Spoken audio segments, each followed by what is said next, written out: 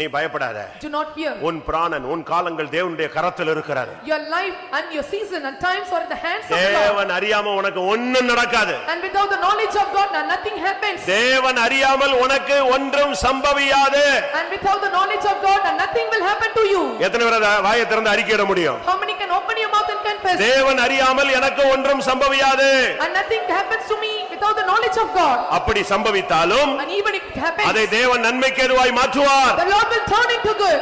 ஆமென். ஒரு ஊழியம் உனக்கு இருக்கு. And there is a ministry for you. ஒரு ஜெய ஜீவியம் உனக்கு இருக்கு. You have an overcoming life. ஒரு உயிர்த்தெழுந்த வாழ்க்கை உனக்கு இருக்கு. And you have a resurrected life. கர்த்தர் அந்த அபிஷேகத்தினால் இன்னைக்கு உன்னை நிரப்ப போகிறார். The Lord is going to fill you with that anointing. யார் கள்ள புரட்டுவான் பயப்படாத. தேவன் தன்னுடைய தூதனை அனுப்புவார். And the Lord will send his angel. Fear not.